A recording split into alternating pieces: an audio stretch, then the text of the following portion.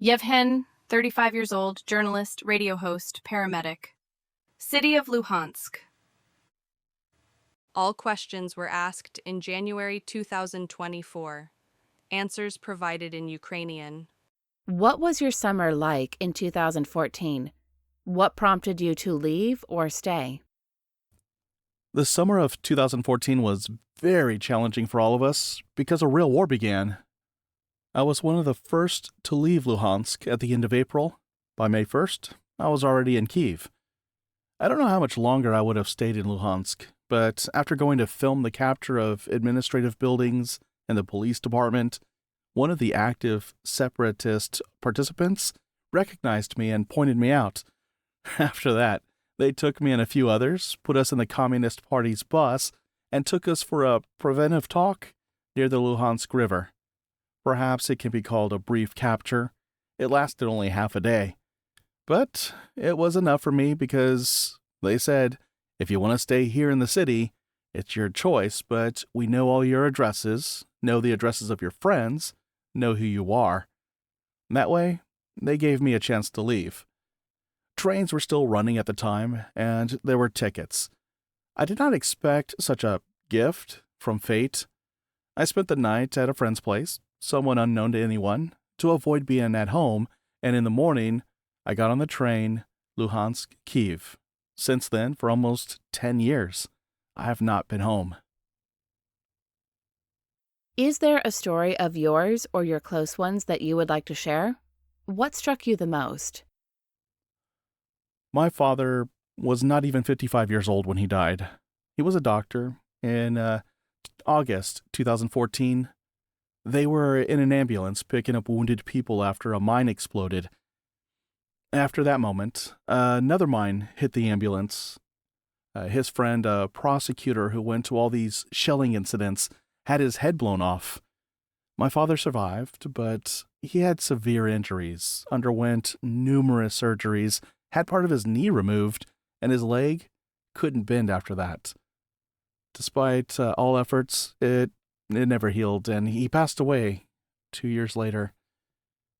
He was used to being a superhuman, fearing nothing, a super doctor who went everywhere, including Afghanistan.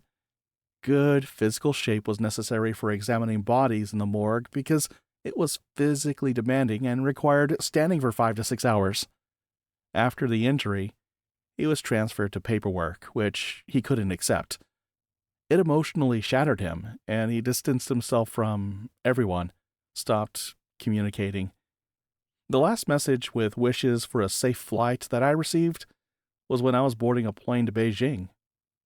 He passed away that night. Unfortunately, I couldn't attend the funeral due to being listed as a traitor of the LNR. All I have is a photo of his grave that my mom sends twice a year, on his birthday and the day of his death. I realize my greatest fear, dying, isn't scary because it happens quickly. What scares me is the realization that if my mom gets sick, I won't be able to help her. She can't leave because they took her passport, and she is a doctor. I remember my father's words. I am a doctor. It's my duty. I won't leave. I will save people. A few weeks later, his ambulance was hit. When the question arose whether I should go to Bucha for the exhumation of bodies from the mass grave, I had no doubts because I had my father's example. I was guided as the same motives as him. Now I have doubts. Maybe I shouldn't have gone there, considering my current mental state, but back then, I thought I had already seen so many deaths and bodies while working as a paramedic in Luhansk. Why did what I saw in Bucha affect me so much? Because these people were deliberately and massively killed.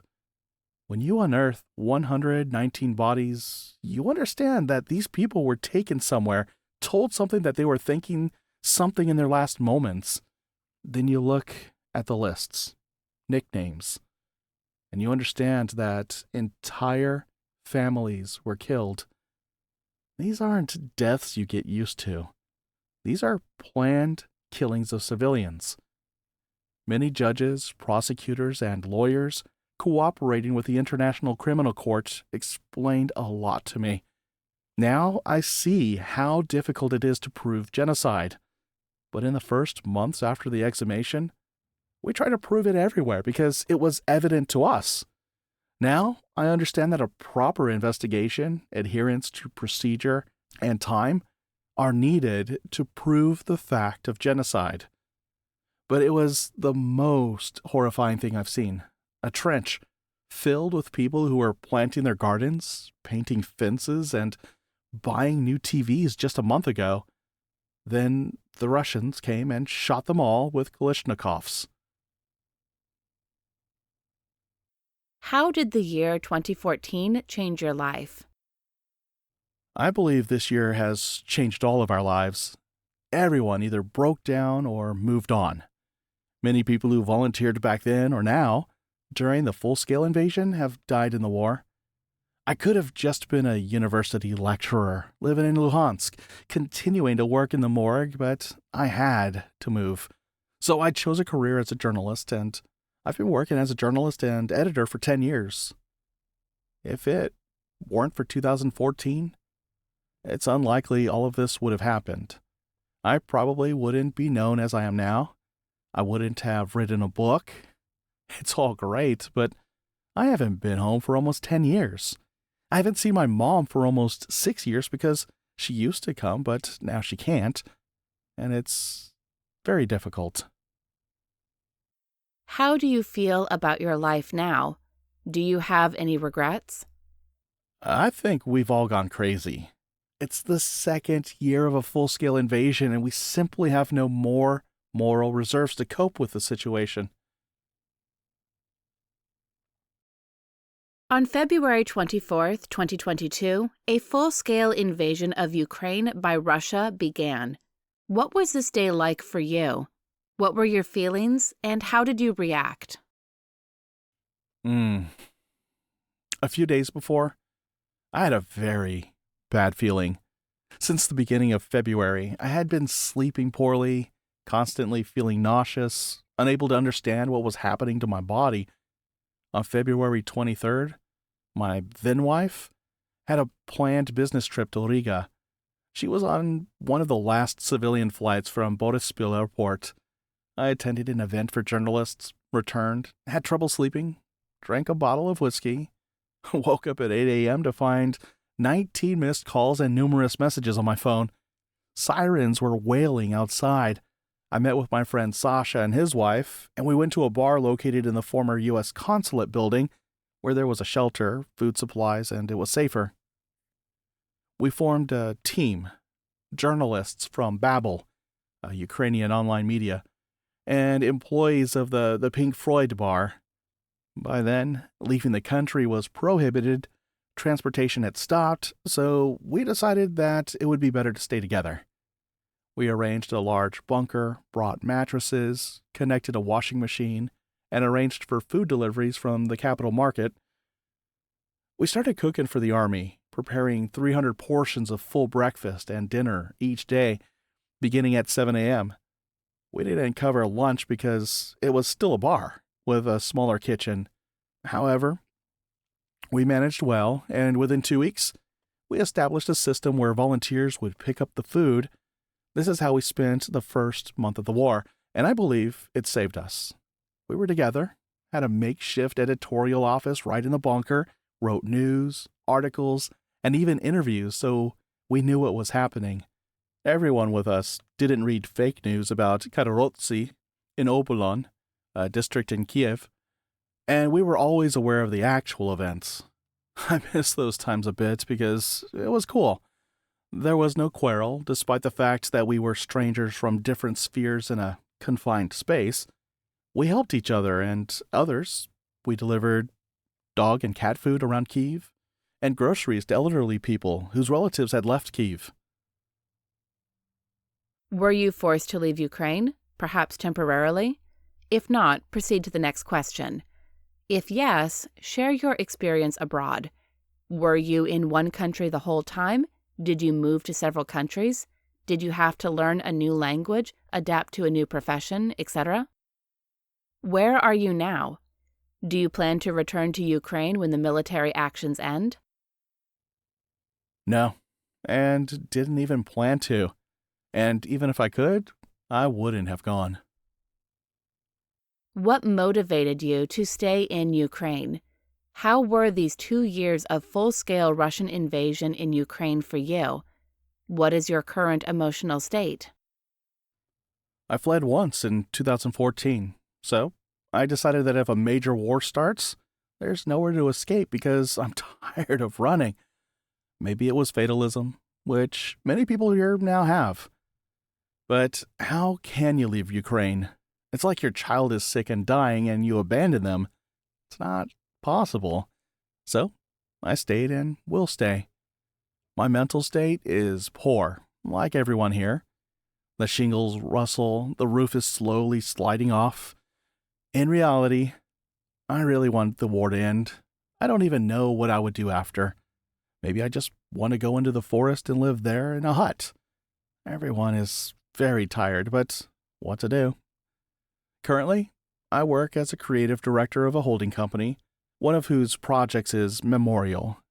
We were the first to start publishing obituaries and photos of the deceased. Memorial is not just an image with an obituary. We want to initiate a new culture of remembering the dead, different from the Soviet compulsory one. Our ultimate goal is a physical memorial, but we are still very far from that. We have started many projects: social advertising, a project of diaries of soldiers, printed as books that will go to libraries. We collaborate with many organizations working on similar projects. Currently, it's still very early stage work. Unfortunately, we have funding problems, especially for projects about the deceased, because no one wants to allocate money for that. But we're working, exploring experiences of honoring the memory of the dead in different countries, seeking optimal solutions for Ukraine. I have many acquaintances in the government, and I could use illegal opportunities to leave the country, but I won't do it, on principle. I think a whole generation of people will come who will want to change, improve, and rebuild. I would like to see that. But I don't think I or those around me will have the strength for it. When all this ends, I'll drop everything and go to another continent, perhaps to Argentina. But for now, we're here and have to resist. What changes and transformations have occurred with you, if any, as a person during these 2 years of full-scale invasion? I think I am fundamentally not the person I used to be. I have reconsidered and reevaluated many things. I've come to understand that mental health issues exist and they need to be addressed. I've made many mistakes, but also accomplished a lot of good. However, I have changed significantly. I believe this has been the reason for my separation from the woman I lived with for 7 years. We have all changed, become tougher, more bitter, tired, and battered by fate, people. Many individuals who worked during the war from 2014 to 2022, going to the front lines, writing, assisting, photographing, documenting events, burned out and fell into despair after the full-scale invasion. They stopped doing anything, broke down, at least for the first 6 months from the beginning of the full-scale invasion.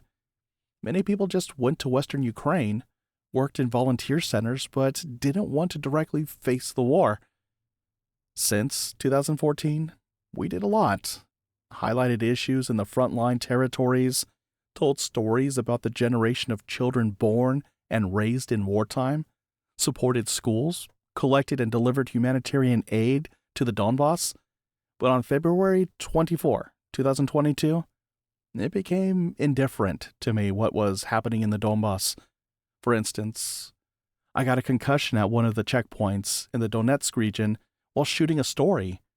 Or when you go to the toilet in this makeshift structure in the field, and they explain to you to bend down during the process so as not to get hit by a bullet. But afterward, you sit on a train or in a car return to Kyiv, where you walk the dog again, sleep with your wife, go to the cinema, and so on.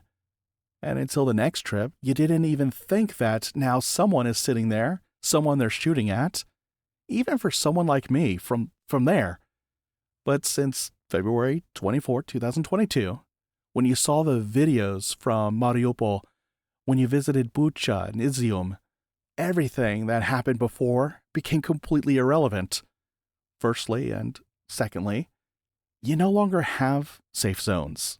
Earlier, you could return to Kyiv, and now, whether it's Kyiv or not, it could be shelled by a shahed or a missile with a ballistic trajectory.